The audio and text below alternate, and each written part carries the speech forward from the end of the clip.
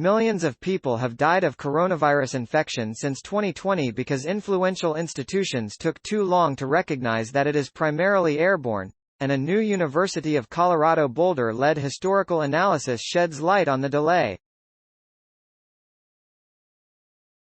Many governments and businesses installed plexiglass barriers that actually increased coronavirus spread, said José Luis Jiménez, lead author of a new comprehensive historical assessment of major medical mistakes involving disease transmission, now published in the journal Indoor Air.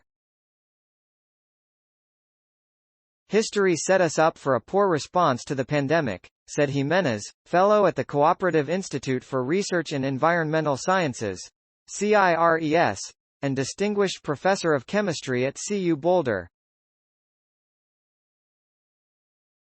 We might have had millions of fewer deaths, hundreds of millions fewer cases, if we'd taken appropriate, effective action from the start. The overview, written with colleagues from 10 countries, illuminates the often deadly impact of belief perseverance, in which it can take years or decades to. It's less expensive to ask people to wash hands or disinfect surfaces than it is to update a ventilation system, for example, or to re-engineer school classrooms, city buses and corporate boardrooms. The authors, who include physicians, virologists, public health specialists, aerosol scientists, engineers, historians, a sociologist and an architect, spin through numerous examples of fatal mistakes in the history of research on infectious diseases. In 1847, for example, a scientist working in Austria showed that handwashing by medical doctors reduced deadly puerperal fever in a clinic.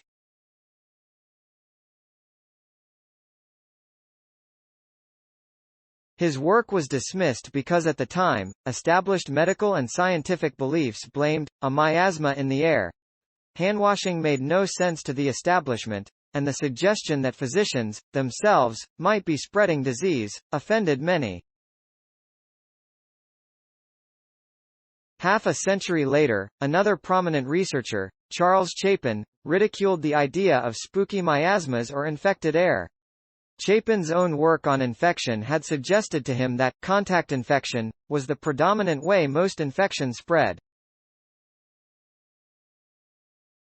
But he also knew how difficult it was to persuade people to wash their hands and disinfect surfaces if they thought some diseases might spread through the air, and how difficult it would be to figure out how to clean the air itself.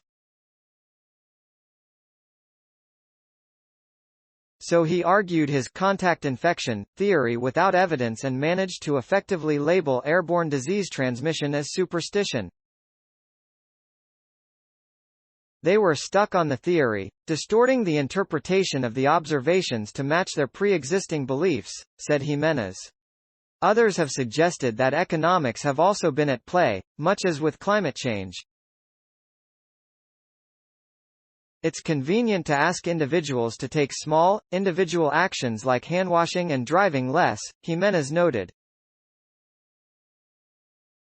It's more expensive for institutions to make structural changes, such as increasing ventilation everywhere, or replacing fossil fuel infrastructure with renewable energy.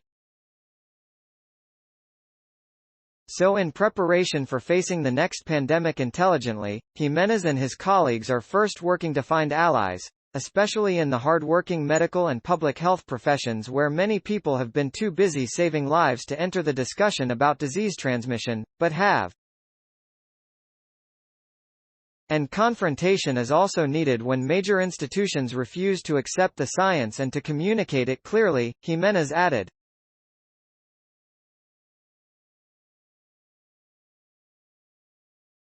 Maybe we have to badger the establishment a little, like Florence Nightingale did. Nightingale lobbied the British government for decades to support her reforms at hospitals, increasing hygiene, ventilation and distance between beds at a time when it was still seen as unnecessary. José L. Jiménez, Lindsay C. Marr, Catherine Randall, Edward Thomas Ewing, Zeynep Tufekci, Trish Greenhalgh, Raymond Tellier, Julian W. Tang, Hugo Lee, Lydia Moravska, Jonathan Maciano Crookston, David Fissman, Orla Hegarty, Stephanie J. Dancer, Philomena M. Bluison, Giorgio Buonanno, Marcel Glc Lumens, William P. Bonfleth, Maosheng Yao, Chandra Sekar, Pavel Wargotsky, Arsen K. Melikov, Kimberly A. Prather. University of Colorado at Boulder. 2022, September 2. How historical precedents impeded recognition of airborne COVID-19 transmission. Science Daily. Retrieved September 2, 2022 from ift.tt/ckage8l1 University of Colorado at Boulder. How historical precedents impeded recognition of airborne COVID-19 transmission. Science Daily.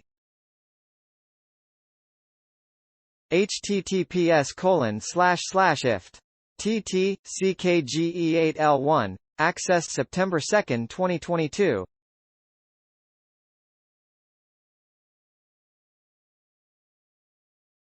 Thanks for watching. Please subscribe my channel for more videos.